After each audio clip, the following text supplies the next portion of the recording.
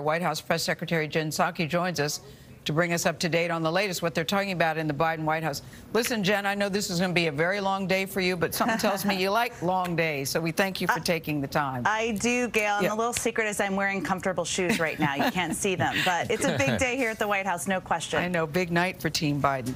But let's start with raising the taxes on the wealthy. I can envision a lot of wealthy people, Jen, right now going, huh? Come again? What did you say? On paper, you don't appear to have GOP support for that. So how will you guys pull that off? You need the GOP support. Sure, Gail, we do. But first, the most important thing here is this is a really bold proposal, the American Families Plan. The American Families Plan is going to ensure that kids across the country, families across the country get 4 years of additional education, universal pre-K. That's not a partisan proposal. That's something people across the country really could benefit from. But the president believes we should propose a way to pay for it. So what you're talking about is raising the top rates, the top tax rates for 1% of Americans. 1%, the top rate, going back to what the rates were during former President George W. Bush's presidency to help pay for that. And we think they can afford to do that. We keep hearing that there are meetings behind the scenes between Republicans and Democrats. Joe Biden said he wanted to be a unifier. So far, people say that's not working out so well. Are there any Republicans you can single out who you say behind the scenes are really being very helpful in this? Well, I don't think it would be helpful to them if I called them out. But I will say, Gail, that the way the president looks at bipartisanship and bringing the country together is how the American people are receiving and digesting things. And the American Rescue Plan, the majority of the public supported that. The majority of the public wants to have lower and middle income families to have access to universal pre-K. These are things the American people need, they want, they deserve. So what we're talking about here is bringing together members in Washington. That's also important. There was a proposal, a counter proposal, just last week presented from some Republicans. And we're looking forward to having a discussion about where we can find agreement moving forward. And I expect the president will invite members down to the White House next week. Jen, I want to shift gears to the fight against the coronavirus. The rate of daily vaccinations in America has fallen in recent days, down to about 2.7 million from a high of 3.4. Are we falling off track? In other words, are we still on track for a July 4th return to normalcy, as the White House would hope?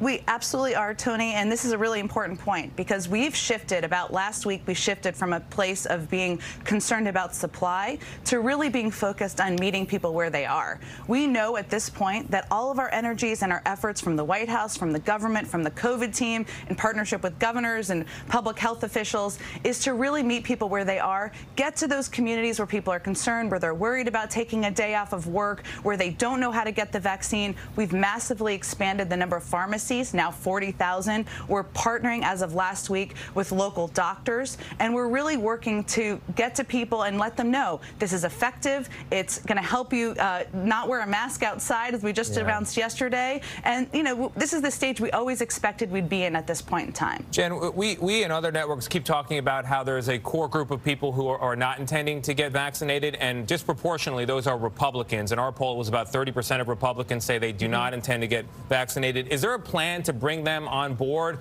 Or when you look at the numbers, is the mathematical reality you just don't need them?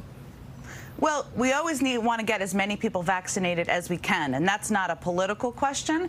But I would say, Tony, that we've seen the encouraging news, I should say, is that we've seen some improvements, some increased levels of confidence among more conservative white Republicans. We've also seen increased in confidence among black and brown communities as more of their friends and neighbors get vaccinated. And the way that we're investing the $3 billion that we're doing through Health and Human Services, getting out to communities across the country, is we're really empowering and helping to fund local doctors, civic leaders, clergy. It's not going to be me or even President Biden telling people get the vaccine who doesn't agree with them. It's going to be people they trust in their community, and that's really where our focus is at this point.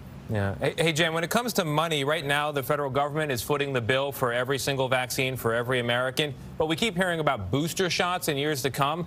Is the government going to pay indefinitely, or is there going to be a point in which it stops?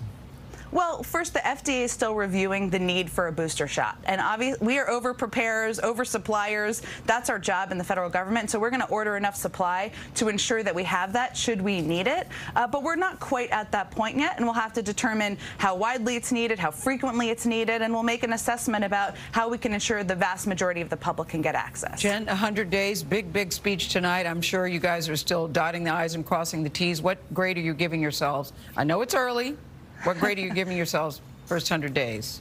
On the first 100 days, look, Gayle, I will let others grade, but I will tell you that that the president's focus coming in, all of our focuses was on getting the pandemic under control, putting people back to work. We passed a historic plan, the American Rescue Plan, that's going to help people with that bridge, but also more than 200 million shots have been put into arms. So we feel pretty good about that. Okay, then give yourself a grade, Jen. Give yourself a grade. Well, I'm not here to give grades. Okay. I'll let others give us grades, Gayle, but you guys can give us grades. But I will say, what people will hear from him tonight is not just how far we've come, but the fact that government can work, democracy can work. Now's the time to be bold. The American Families Plan is part of that plan, but he is also going to talk about police reforms we needed, the need to put gun safety measures in place, immigration. That's all going to be in his speech tonight too. Police reform is very important right now. The country's no question. Yeah.